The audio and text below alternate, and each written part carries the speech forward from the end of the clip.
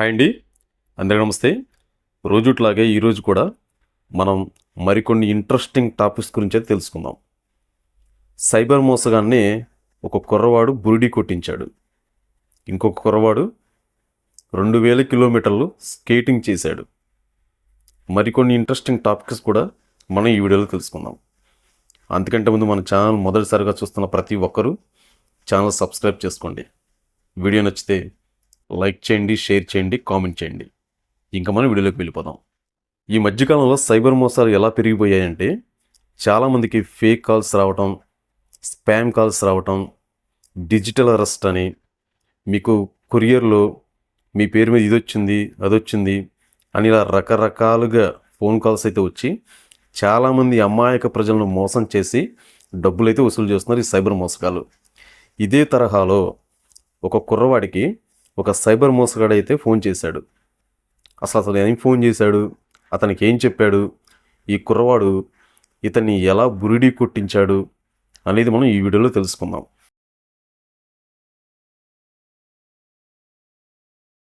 నీ పేరుతో drugs parcel వచ్చింది, నువ్వు డిజిటల్ అరెస్ట్ అయ్యావు, నువ్వు కొంత మనీ చెల్లించాలి అని ఇదే తరహాలో ఒక కుర్రవాడికైతే ఫోన్ వచ్చింది.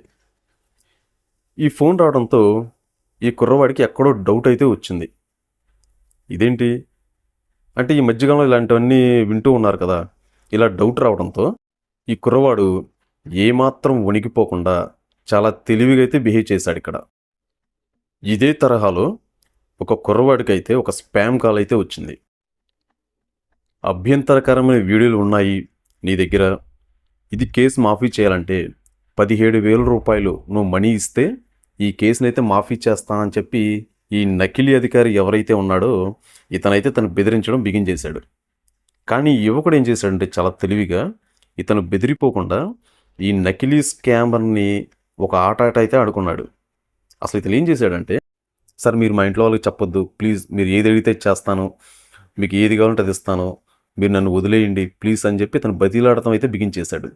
ఇక ఇదే అదునుగా ఈ స్కామర్ ఏం చేశాడంటే, సరే నువ్వు నాకు కొంత మనీ ఇస్తే నేను మీ వాళ్ళకైతే చెప్పను, నిన్నైతే వదిలేస్తాను అనేది అతను చెప్పుకొచ్చాడు. ఇక ఇక్కడ ఈ కుర్రవాడైతే ఒక గేమ్ అయితే స్టార్ట్ చేశాడు.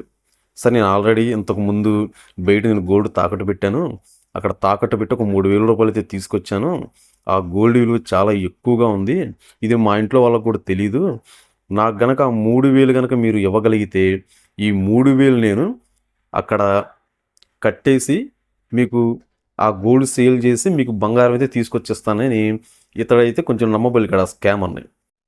ఈ స్కామర్ కూడా ఏం చేశాడంటే ఇతను నిజమే చెప్తున్నాడని చెప్పి ఇతను వలలో పడిపోయి ఆ 3,000 అయితే తనకు పంపించాడు. ఇక్కడ ముందుగానే ప్రిపేర్ అయి ఉన్నాడు కదా ఈ కుర్రవాడు, వీళ్ళ ఫ్రెండ్స్ని ఒక నగల వ్యాపారిగా సెట్ చేసి అక్కడికైతే వెళ్ళాడు. అక్కడికి వెళ్ళిన తర్వాత ఇక్కడే అసలు గేమ్ అయితే స్టార్ట్ అయింది. వీళ్ళ ఫ్రెండ్స్లో ఒక అతను ఫోన్ చేసి వీడికి, ఇతడు మైనరు, ఈ గోల్డ్ అయితే ఇవ్వడం కుదరదు, మీ పెద్దవాళ్ళని ఎవరైనా తీసుకొస్తే అప్పుడైతే ఈ గోల్డ్ అయితే ఇస్తానని చెప్పి ఇతనైతే నమ్మబలిగేలాగా చెప్పాడు. అప్పుడు ఈ కుర్రవాడు ఏం చేశాడంటే స్కామర్కి, సార్ మీరు నా తండ్రిలాగా నటించండి, నటించి మీరు మనీ అతనికి పే చేసేయండి, పే చేస్తే అతను ఆ గోల్డ్ తిరిగిస్తాడు, మీరు ఈ గోల్డ్ తీసుకోవచ్చని ఇతను చెప్తాడు. ఈ యువకుడి మాటలు నమ్మిన స్కామరు అలాగే ఆ పక్కన సీటుకు ఫోన్ చేసి చెప్తాడు, ఇలా నేను వీళ్ళ నాన్నని మీరు ఆ గోల్డ్ ఇచ్చేయండి అని. ఇక్కడ ఇంకొంచెం ప్లాన్ అయితే వీళ్ళు ఎగ్జిక్యూట్ చేస్తారు. సరే ఇప్పుడు మీకు ఏదైనా లోన్ కావాలంటే మళ్ళీ ఇస్తాము, ఒక 4,800 కనుక మీరు పే చేస్తే దీనికి 1,10,000 రూపాయల వరకు క్యాష్ వస్తుంది, మీకు ఇస్తామని చెప్తారు. దీనికి ఆశపడిన ఆ స్కామర్ ఏం చేస్తాడంటే ఆ 4,800 కూడా పంపించాడు. మళ్ళీ ప్రాసెసింగ్ ఫీజు ఒక 3,000 వరకు అవుతుందంటే ఆ 3,000 రూపాయలు కూడా పంపించాడు ఇతను. మొత్తం ఏదన్నా కానీ ఒక 10,000 రూపాయల వరకు స్కామర్ ఆ యువకుడికైతే పంపించాడు. తర్వాత కొంతసేపటిగా అర్థం కాలేదు ఇతను మోసపోయాడు ఈ యువకుడి దగ్గరని. ఈ లోపలే వీళ్ళు పోలీసులను అప్రోచ్ అయ్యి ఇన్ఫర్మేషన్ మొత్తం పోలీసులకి చెప్పి వీళ్ళైతే బయటపడ్డారు. ఈ యువకుడి స్కామ్ తెలుసుకున్న ఆ స్కామర్ ఏం చేశాడంటే ఆ 10,000 ఇవ్వమని అయితే తను బతిమలాడాడంట. ఇంకా వీళ్ళు ఎందుకు ఇస్తారు, ఇప్పుడు ఆల్రెడీ ఈ స్కామరే ఈ యువకుడికి ఫోన్ చేసి మనీ అయితే వసూలు చేయాలని చూశాడు. ఇప్పుడు ఇతను కూడా కదా, ఇప్పుడు ఈ 10,000 రూపాయలు ఎవరికైనా డొనేట్ చేస్తానని చెప్పి యువకుడైతే చెప్పుకొచ్చాడు. కానీ ఇలాంటి ప్రమాదం వచ్చినప్పుడు చాలా తెలివిగా అయితే ఈ కుర్రవాడు తప్పించుకున్నాడు ముందుగా ఆలోచించి. చాలామంది నెటిజన్లు కూడా ఆ కుర్రవాడిని అప్రిషియేట్ చేస్తున్నారు ఈ కుర్రవాడు చేసిన పనికి. ఎందుకంటే తొందరపడకుండా, భయపడకుండా, చాలా ధైర్యంగా ఏదైనా ప్రమాదం వచ్చినప్పుడు ఎలా ఎదుర్కోవాలో ఈ కుర్రవాడిని చూసి నేర్చుకోవాలని చెప్పి కొంతమంది నెటిజన్లు అయితే మాత్రం చెప్తున్నారు. నిజమే అది. ఎందుకంటే ఇవాల్టి రోజుల్లో చాలామందికి స్పామ్ కాల్స్, డిజిటల్ అరెస్ట్ అని, మీకు ఇలా పార్సిల్స్ వస్తున్నాయని ఎన్నో కాల్స్ అయితే వస్తున్నాయి. అవి కొంతమంది చాలా భయపడి మనీ కూడా ఎంతోమంది వదులుకుంటున్నారు వీళ్ళకి భయపడి. ఇలాంటి సిచ్యువేషన్స్ వచ్చినప్పుడు భయపడకుండా ఎలా ఎదుర్కోవాలో ఈ కుర్రవాడిని చూసి మనం నేర్చుకోవచ్చు. తర్వాత ఇంకొక న్యూస్ ఏంటంటే 17 ఏళ్ల కుర్రవాడు స్కేటింగ్లో 2000 కిలోమీటర్లు ప్రయాణించాడు. అదేంటో కూడా మనం తెలుసుకుందాం.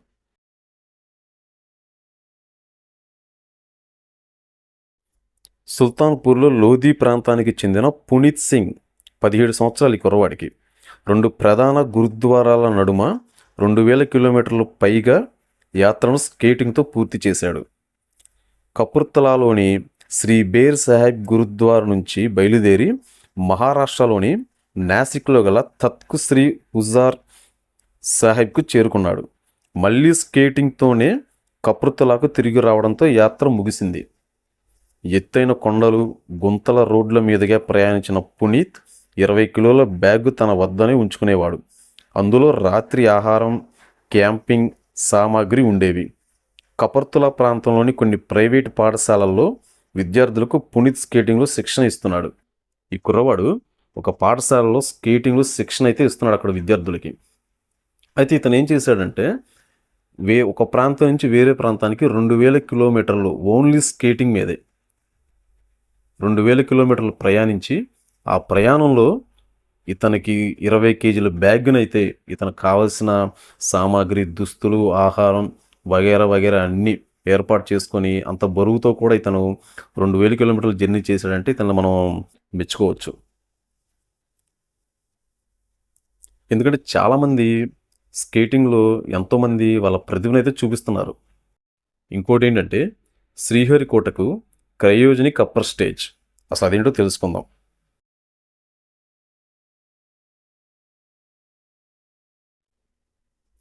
ఇస్రో త్వరలోనే చేపట్టనున్న మిషన్ కోసం LVM-3 వాహన నౌకకు సంబంధించిన క్రయోజనిక్ అప్పర్ స్టేజీ భాగం తమిళనాడులోని మహేంద్రగిరి నుంచి ప్రత్యేక వాహనంలో శ్రీహరికోటకు బయలుదేరింది. ఈ భాగాన్ని మహేంద్రగిరిలోని ఇస్రో ప్రొపల్షన్ కాంప్లెక్స్ IPRCలో అనుసంధానం చేశారు. ఇస్రో అధిపతి నారాయణ్తో పాటు LPSC IPRC షార్ డైరెక్టర్లు మోహన్, షక్విరాజ్, ఆర్ముగం, రాజరాజన్ శనివారం జెండా ఊపి వాహనాన్ని ప్రారంభించారు. ఈ క్రయోజనిక్ అప్పర్ స్టేజ్ను ఉపయోగించి LVM-3 M5 వాహనౌక ద్వారా బ్లూబర్డ్ బ్లాక్ 2 ఉపగ్రహాన్ని త్వరలో ప్రయోగిస్తున్నారు. ఇదొకటి మంచి విషయమే. తర్వాత ఇంకోటి ఏంటంటే మన ఏపీ వ్యాప్తంగా 10వ తరగతి పరీక్షలు అయితే స్టార్ట్ అయ్యాయి ఈరోజు. దానికి సంబంధించిన న్యూస్ కూడా మనం తెలుసుకుందాం.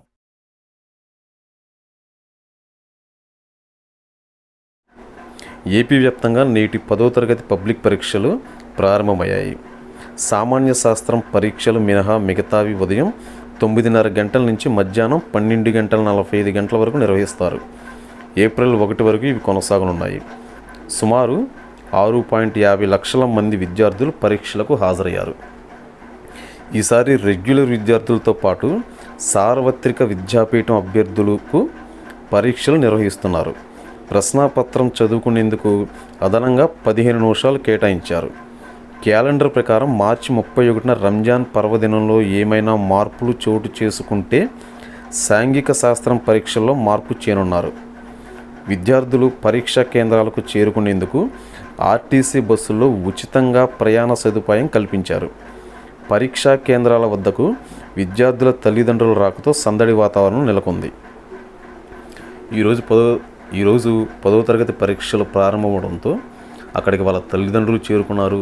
అలాగే విద్యార్థులకు కూడా ఆలస్యం అవ్వకుండా ఆర్టీసీ బస్సులను అయితే ఏర్పాటు చేశారు టయానికి వెళ్ళడానికి, వీళ్ళకి ఏ ఇబ్బందులు కలగకుండా.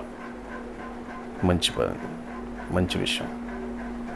ఇలాంటి మరిన్ని ఇంట్రెస్టింగ్ టాపిక్స్తో మళ్ళీ మనం రేపు కలుసుకుందాం. మన పిఎస్ఎస్ తెలుగు న్యూస్ ఛానల్ని సబ్స్క్రైబ్ చేసుకోండి.